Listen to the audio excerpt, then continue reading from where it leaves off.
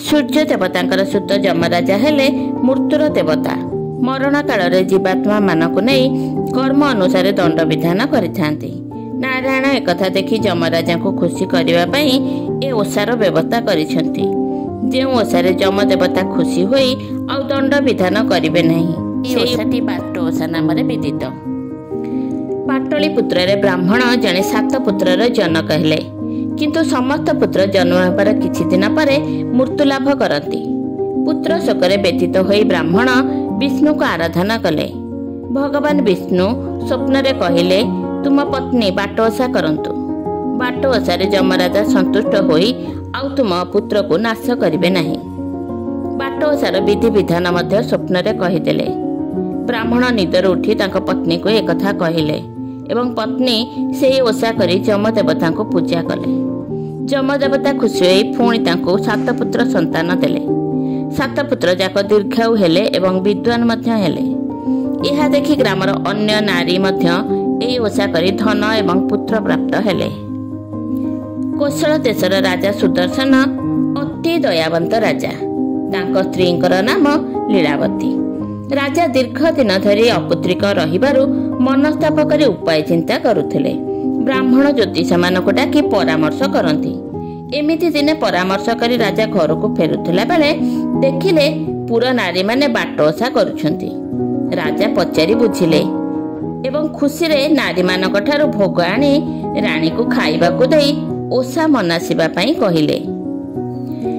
लीलावती अत्यंत खुशी होई प्रसाद पाइले एवं ओषा मानस कले।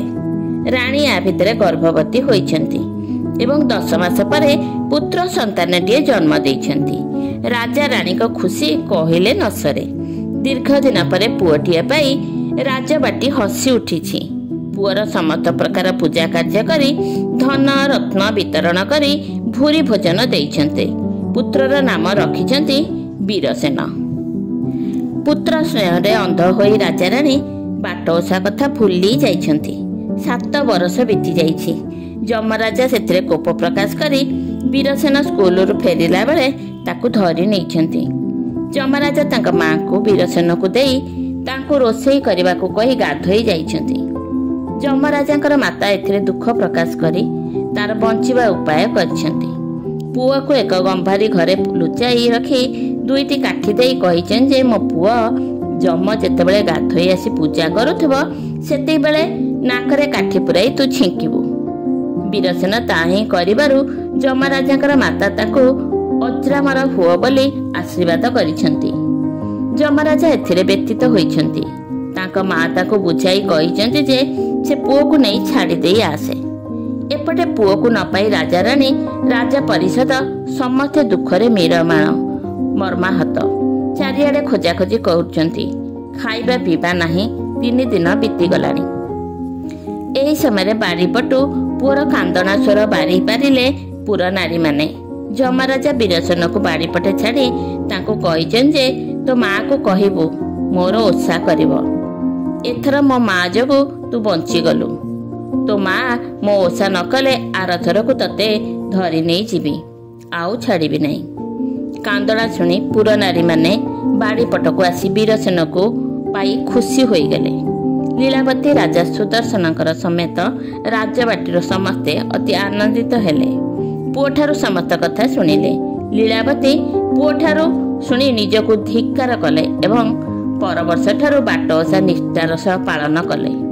पुत्र वीरसेन गुणवंत एवं विद्यावंत होई धार्मिक राजा भावे पूजा पाइले।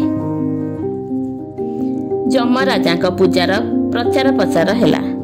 समस्त माँ माने पिला मानकर मंगल कामना करी आज यही पूजा व्रत करुछंती। घरर माँ माने एई ओषा करी संध्या समय समवेत भाव गाँ दांडे एकाठी होई जमदेवता पूजा करी दांड पहरी थांती। वज्रमूली गछरे आखु गछ मूला कंटेकुली डाल वज्रमूली गछ आदि पंथेई उपरे रखी पोड़ पिठा मंडा पिठा बुढ़ा चकुली मुआ इत्यादि भोग करिथांती। पौष मास कृष्ण पक्ष द्वितीया तिथि रे एही पूजा होइथाय।